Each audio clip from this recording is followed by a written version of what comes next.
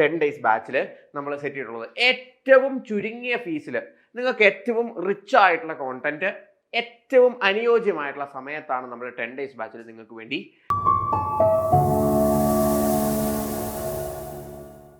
Hi all, welcome to competitive cracker. This is me Alfin Abdul Salam. So നമ്മുടെ NET പരീക്ഷയ്ക്ക് വേണ്ടി നമുക്കിനി ചുരുങ്ങിയ ദിവസങ്ങൾ മാത്രമാണ് ബാക്കിയുള്ളത്. ഇനി നമ്മൾ കൃത്യമായിട്ട് പഠിക്കേണ്ട സമയം തന്നെയാണ്. ഏറ്റവും കൃത്യമായിട്ട് ഏറ്റവും ഫോക്കസ്ഡ് ആയിട്ട് നമ്മൾ പഠിച്ചു കഴിഞ്ഞാൽ മാത്രമേ നമുക്ക് നെറ്റ് പരീക്ഷയിൽ നല്ലപോലെ പെർഫോം ചെയ്യാനായിട്ട് സാധിക്കുകയുള്ളൂ. ഏറ്റവും കുറഞ്ഞ സമയത്തിനുള്ളിൽ എങ്ങനെ നമ്മളെ നെറ്റിന് വേണ്ടിയുള്ള പ്രിപ്പറേഷൻ ഫോക്കസ്ഡ് ആക്കണം എന്നുള്ളതിന്റെ ഫസ്റ്റ് കീ ആണ്, അല്ലെങ്കിൽ ഏറ്റവും ബെസ്റ്റ് ആൻസർ ആണ് നമ്മുടെ UGC നെറ്റിന്റെ 10 ഡേയ്സ് ബാച്ച് എന്ന് പറയുന്നത്.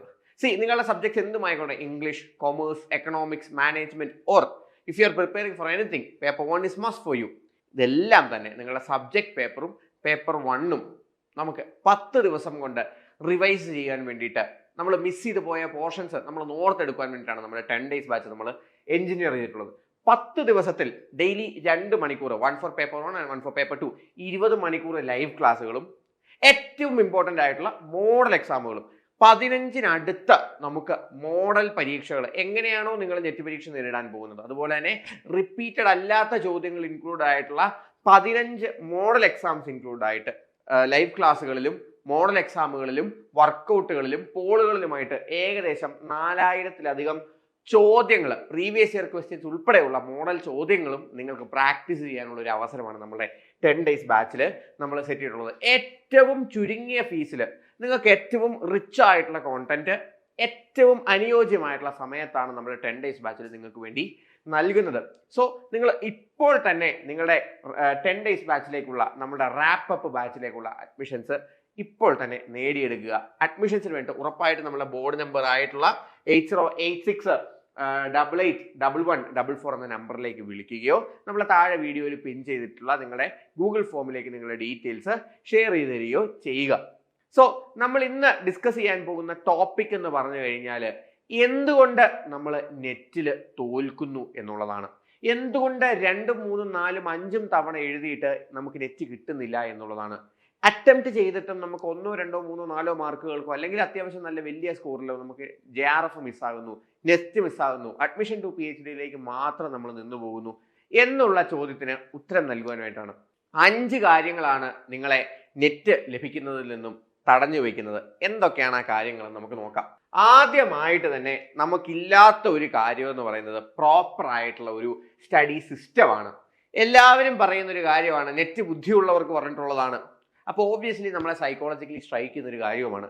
2 തവണ നെറ്റ് നമ്മൾ ഫെയിൽ ആയി കഴിഞ്ഞാൽ നമ്മുടെ മനസ്സിലേക്ക് ഓടിയെത്തുന്ന ആദ്യത്തെ കാര്യം എന്ന് പറയുന്നത് എനിക്കിതിനുള്ള കാലിബർ ഇല്ല, എനിക്കിതിനുള്ള ഇന്റലിജൻസ് ഇല്ല, എനിക്കിതിനുള്ള ബുദ്ധിയില്ല എന്നുള്ളതാണ്. പക്ഷെ അങ്ങനല്ല. ഈ എക്സാം ഇന്റലിജൻസിനെ ടെസ്റ്റ് ചെയ്യുന്ന ഒരു എക്സാം അല്ല, നമ്മളുടെ ഓവറോൾ ആപ്റ്റിറ്റ്യൂഡിനെ ടെസ്റ്റ് ചെയ്യുന്ന ഒരു എക്സാമാണ്. And we can crack it with a perfectly engineered system. മക്കളെ, നമുക്ക് വേണ്ടത് ഒരു പെർഫെക്റ്റ് ആയിട്ടുള്ള സ്റ്റഡി സിസ്റ്റമാണ്. നമ്മളെല്ലാവരും പഠിക്കുന്നുണ്ട്, പക്ഷെ നമ്മൾ എന്ത് ചെയ്യുന്നില്ല. എല്ലാവരും തന്നെ ചെയ്യാത്തൊരു കാര്യം എന്ന് പറയുന്നത് പ്ലാൻഡ് ആയിട്ടുള്ള ഒരു സിസ്റ്റത്തിനെ ഫോളോ ചെയ്യുന്നില്ല എന്നുള്ളതാണ്. റാൻഡം റീഡിങ് കൊണ്ട് നമുക്ക് ഒരിക്കലും നെറ്റ് ക്ലിയർ ചെയ്യാനായിട്ട് പറ്റില്ല. എല്ലാവരും ചെയ്തൊരു പ്രശ്നമാണ്, നെറ്റിന് വേണ്ടി പഠിക്കണം എന്ന് പറയുമ്പോൾ റാൻഡമായിട്ട് ഏതൊക്കെയോ പുസ്തകങ്ങൾ എടുത്ത് വെച്ച് അല്ലെങ്കിൽ നോട്ടുകൾ എടുത്ത് വെച്ച് വായിച്ചുകൊണ്ടേയിരിക്കും. അങ്ങനെ വായന കൊണ്ട് മാത്രം നിങ്ങൾ ഒരിക്കലും നെറ്റ് ക്ലിയർ ചെയ്യില്ല. നമുക്ക് ഡിഫൈൻഡ് ആയിട്ടുള്ള ഒരു സിലബസ് ബ്രേക്ക് ഡൗൺ ആണ് ആദ്യം വേണ്ടത്. നിങ്ങളുടെ സിലബസ് എന്താണോ അതിനെ കീറി മുറിക്കുക, അതിലെ ഇമ്പോർട്ടൻറ്റ് ടോപ്പിക്കുകളുടെ ഇമ്പോർട്ടൻറ്റ് ഏരിയാസ് മനസ്സിലാക്കുക, ഡെയിലി ടാർഗറ്റുകൾ കീപ്പ് ചെയ്യുക. ഒരു സിസ്റ്റത്തിൽ നമ്മൾ ഇൻക്ലൂഡ് ചെയ്യുമ്പോൾ ഇത്രയും വലിയ സിലബസിനെ ടാക്കിൾ ചെയ്യാൻ വേണ്ടി നമ്മൾക്ക് ഏറ്റവും ഇമ്പോർട്ടൻ്റ് ആയിട്ട് വേണ്ട ഒരു കാര്യമാണ് ഡെയിലി ടാർഗറ്റുകൾ. ഞാൻ ഇന്ന് ഇത്ര പഠിച്ച് തീർക്കും എന്നുള്ളൊരു ടാർഗറ്റ് സെറ്റ് ചെയ്യുക. ഇങ്ങനെ എത്ര ദിവസത്തേക്കാണ് നമ്മൾ പഠിക്കുന്നത് അതിനനുസരിച്ചൊരു പ്ലാൻ സെറ്റ് ചെയ്യുക എന്ന് പറയുന്നത് വളരെ ഇമ്പോർട്ടൻ്റ് ആയിട്ടുള്ള ഒന്നാണ് നെറ്റിന് വേണ്ടി പ്രിപ്പയർ ചെയ്യുമ്പോൾ. പ്രീവിയസ് ഇയർ ക്വസ്റ്റ്യൻസ് മാപ്പ് ചെയ്യുക എന്ന് പറഞ്ഞു കഴിഞ്ഞാൽ പ്രീവിയസ് ഇയർ ക്വസ്റ്റ്യൻസ് അതേപടി ഇരുന്ന് കാണാപ്പാടം പഠിക്കുക എന്നുള്ളതല്ല. പ്രീവിയസ് ഇയർ ക്വസ്റ്റ്യൻസിൽ നിന്നും ഏറ്റവും ഇമ്പോർട്ടൻ്റ് ആയിട്ടുള്ള ടോപ്പിക്കുകളെ മനസ്സിലാക്കുക എന്നുള്ളതാണ്. ആ ടോപ്പിക്കുകളെ വെച്ചുകൊണ്ട് നമ്മൾ ഡെയിലി ടാർഗറ്റുകൾ സെറ്റ് ചെയ്യുക എന്നുള്ളതാണ്. Very important, medium importance and negligible എന്നുള്ള രീതിക്ക് നമ്മുടെ സിലബസിലെ ഏരിയാസിനെ നമുക്ക് മനസ്സിലാക്കാൻ വേണ്ടിയിട്ട് പ്രീവിയസ് ഇയർ ക്വസ്റ്റ്യൻസ് നമ്മളെ സഹായിക്കും. റിവിഷൻ ആൻഡ് മോക്ക് ടെസ്റ്റുകൾ. സ്വാഭാവികമായിട്ടും വലിയൊരു സിലബസിലെ സാധനം നമ്മൾ ആദ്യം പഠിച്ചതും അവസാനത്തിലേക്ക് നമ്മൾ എത്തുമ്പോഴത്തേക്കിനും ആദ്യം പഠിച്ച കാര്യങ്ങൾ നമ്മൾ മറന്നു പോകാനുള്ള സാധ്യതയുണ്ട്. അതുകൊണ്ട് സ്പെസിഫിക് ഇൻ്റർവെല്ലുകളിൽ പഠിച്ച കാര്യങ്ങൾ റിവൈസ് ചെയ്യുക എന്നുള്ളത് നെറ്റ് പഠനത്തെ സംബന്ധിച്ചിടത്തോളം വളരെ ഇമ്പോർട്ടൻ്റ് ആയിട്ടുള്ള ഒന്നാണ്. ആൻഡ് കോൺസെപ്റ്റ് പ്രാക്ടീസ് ഇത് തമ്മിലുള്ളൊരു ബാലൻസ് നമുക്ക് ക്രിയേറ്റ് ചെയ്യണം. നമുക്ക് എത്രത്തോളം നമ്മൾ പഠിക്കുന്ന കോൺസെപ്റ്റുകളെ പറ്റി തറോ ആയിട്ടുള്ള അണ്ടർസ്റ്റാൻഡിങ് ഉണ്ട് എന്നുള്ളത് നമ്മൾ ബേസിക് ആയിട്ട് ആദ്യം മനസ്സിലാക്കി വയ്ക്കേണ്ട കാര്യമാണ്. നമുക്ക് നല്ല അണ്ടർസ്റ്റാൻഡിങ് കോൺസെപ്റ്റുകളിൽ വേണം. ആൻഡ് ഈ കോൺസെപ്റ്റുകൾ ആപ്ലിക്കേഷൻ ലെവൽ ചോദ്യങ്ങളിലായിരിക്കും നമ്മുടെ മുമ്പിലേക്ക് എക്സാമിൽ എത്തുന്നത്. അതെങ്ങനെ സമയബന്ധിതമായിട്ട് കംപ്ലീറ്റ് ചെയ്യാൻ പറ്റും എന്നുള്ള രീതിക്ക് നമ്മൾ പ്രാക്ടീസ് ചെയ്ത് കംപ്ലീറ്റ് ചെയ്യണം. And obviously paper 1 DI mathematical reasoning പോലെയുള്ള ടോപ്പിക്കുകളിൽ നമുക്ക് കാൽക്കുലേഷൻസ് പ്രാക്ടീസ് ചെയ്ത് തന്നെ നമ്മൾ എന്ത് ചെയ്യണം, ഏറ്റവും ഈസി ആയിട്ട് ആൻസർ ചെയ്യാൻ പറ്റുന്ന രീതിയിലേക്ക് നമ്മൾ എത്തിച്ചേരണം. And too much on notes, we depend too much on notes. This is a second problem that we face. മക്കളെ, people fail because they never build conceptual depth in research aptitude, mathematical reasoning, logical reasoning, DI, higher education system. ഈ 5 ടോപ്പിക്കുകളിൽ നമുക്ക് conceptual understanding ഇല്ലെങ്കിൽ നമ്മൾ എത്ര നോട്ടുകൾ പഠിച്ചാലും നമുക്ക് എന്ത് ചെയ്യാൻ പറ്റില്ല, ആൻസറിലേക്ക് എത്താനായിട്ട് പറ്റില്ല. കാരണം ഹൈലി ആപ്ലിക്കേഷൻ ലെവൽ ക്വസ്റ്റ്യൻസ് ആണ് ഈ ഏരിയാസിൽ നമ്മൾ വരുന്നത്. നമ്മൾ ജസ്റ്റ് നോട്ടുകൾ മാത്രം റെഫർ ചെയ്ത് പോയി കഴിഞ്ഞാൽ നമുക്ക് സർഫസ് ലെവൽ നോളജ് മാത്രമേ ഡെവലപ്പ് ചെയ്യാൻ പറ്റുള്ളൂ. സർഫസ് ലെവൽ നോളജ് കൊണ്ട് നമുക്ക് എന്ത് ചെയ്യാനായിട്ട് പറ്റില്ല, നെറ്റിലേക്ക് ഇൻവെസ്റ്റ് ചെയ്യാനായിട്ട് പറ്റില്ല. സർഫസ് ലെവൽ നോളജ് നമുക്ക് ആൻസേഴ്സ് എന്ത് ചെയ്യില്ല, ഉറപ്പായിട്ടും നമുക്ക് അഷ്യൂറിറ്റി തരാനായിട്ട് പറ്റുന്ന ഒരു കാര്യമല്ല. നമുക്ക് അവിടെ വേണ്ടത് ഇൻഡെപ്ത് സ്റ്റഡിയാണ്, നമുക്ക് വേണ്ടത് ഇൻഡെപ്ത് അനാലിസിസ് തന്നെയാണ്. ആൻഡ് ഓബ്വിയസ്ലി പ്രീവിയസ് ഇയർ ക്വസ്റ്റ്യൻസിനെ ഇഗ്നോർ ചെയ്യുക. മൂന്നാമത്തെ ഫോൾ ബാക്ക് എന്ന് പറയുന്നത് പ്രീവിയസ് ഇയർ ക്വസ്റ്റ്യൻസിനെ ഇഗ്നോർ ചെയ്യുന്നതാണ്. നമ്മൾ ഓബ്വിയസ്ലി പഠിച്ചു തുടങ്ങുമ്പോൾ നമ്മൾ നേരത്തെ പറഞ്ഞ പോലെ റീഡിംഗ് മെത്തേഡ് മാത്രം യൂസ് ചെയ്യുന്ന ആളുകൾ പ്രീവിയസ് ഇയർ ക്വസ്റ്റ്യൻസ് ചെക്ക് ചെയ്യില്ല. അങ്ങനെ ചെക്ക് ചെയ്തില്ലെങ്കിൽ നമുക്ക് പാറ്റേണുകൾ മനസ്സിലാവില്ല. അതായത് ചോദ്യങ്ങൾ വരുന്നത് ഏത് ഏരിയാസിൽ നിന്നാണ്, അല്ലെങ്കിൽ ഏത് ലെവലുള്ള ആപ്ലിക്കേഷൻ തരത്തിലുള്ള ക്വസ്റ്റ്യൻസ് ആണ് നമുക്ക് വരുന്നത്, എന്തൊക്കെയാണ് ഇമ്പോർട്ടൻ്റ് ടോപ്പിക്കുകൾ. അപ്പോൾ ഓബ്വിയസ്ലി ട്രെൻഡ് മാറി വന്നാൽ പോലും ഏരിയാസ് ഓഫ് ഡിസ്കഷൻ സെയിം ആയിട്ട് തന്നെയായിരിക്കും വരുന്നത്. അവിടെ നമുക്ക് പ്രീവിയസ് ഇയർ ക്വസ്റ്റ്യൻസ് വരുന്നുണ്ടെങ്കിൽ കഴിഞ്ഞ തവണ ചോദിച്ച ഏരിയയിൽ നിന്നും ആ ടോപ്പിക്കിലെ മറ്റൊരു ഏരിയ നമുക്ക് മനസ്സിലാക്കി പഠിക്കുവാനായിട്ട് സഹായിക്കും. ഏതൊക്കെയാണ് റിപ്പീറ്റഡ് കോൺസെപ്റ്റുകൾ, റിപ്പീറ്റഡ് ക്വസ്റ്റ്യൻസ് ഉണ്ടാവില്ല, പക്ഷേ repeated കോൺസെപ്റ്റുകൾ നമുക്കുണ്ടാവും.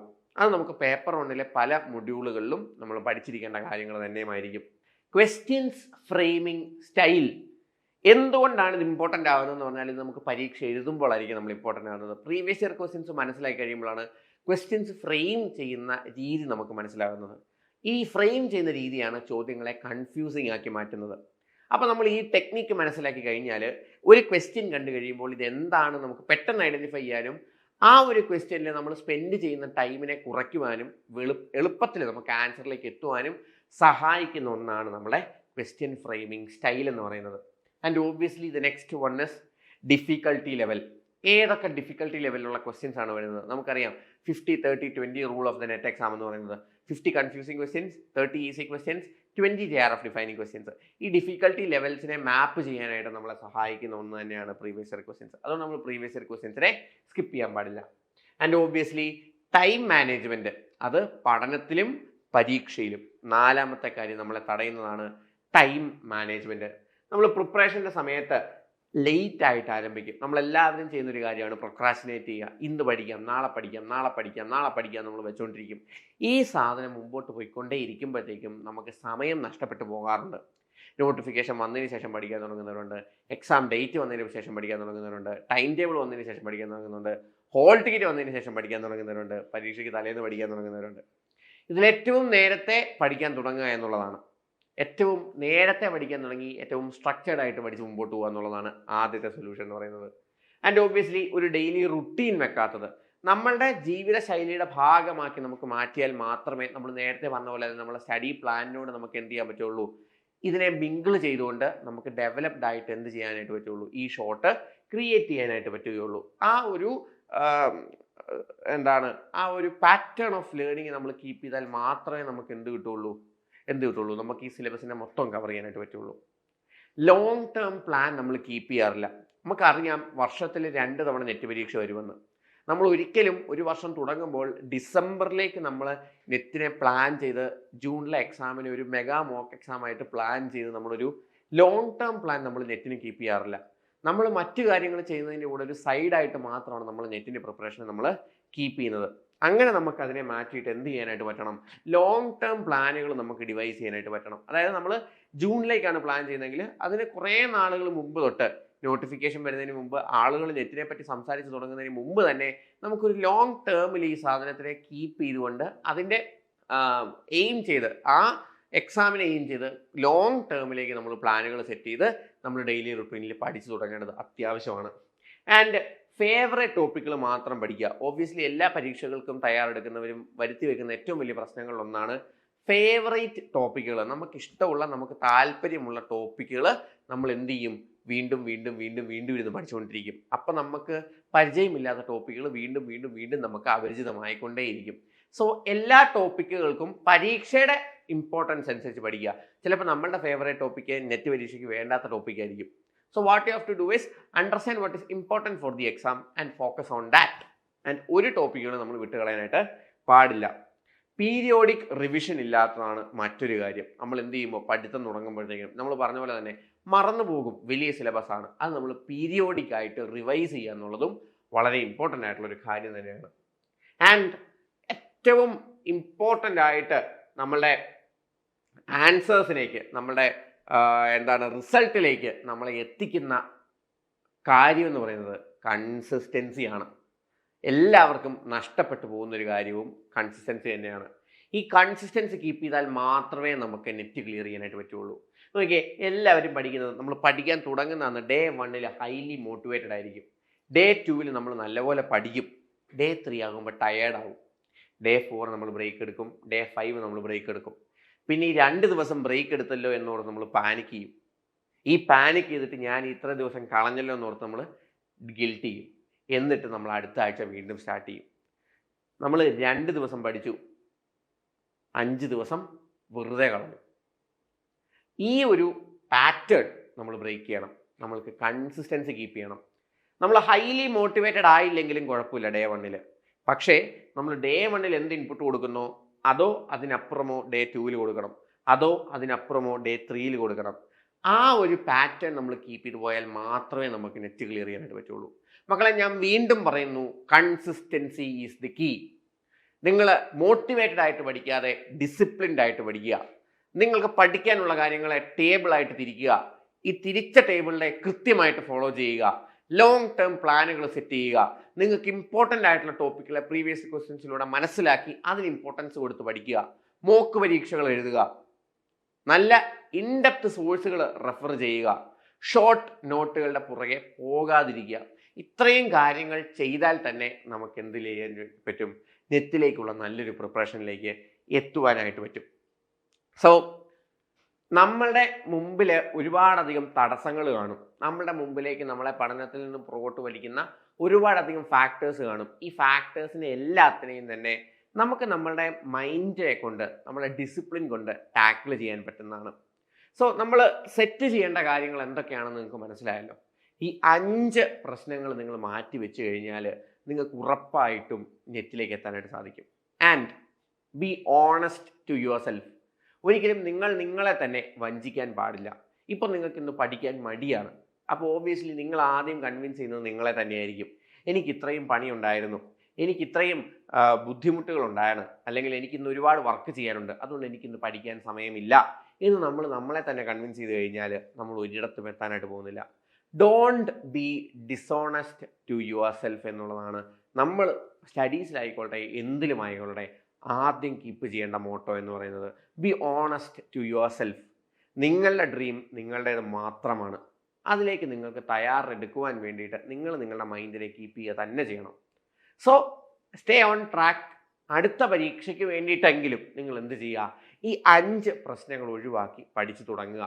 And if you need any support and if you need all of this done for you, you can always come to us and join us at our long batch which is starting very soon. അതിലേക്കുള്ള link നമ്മൾ താഴെ Google ഫോമിൽ mention ചെയ്താൽ മാത്രം മതി. You can take your admissions. And ഈ വരുന്ന net പരീക്ഷ നിങ്ങൾക്കുള്ളതാണ്. CC കൊപ്പം. Thank U.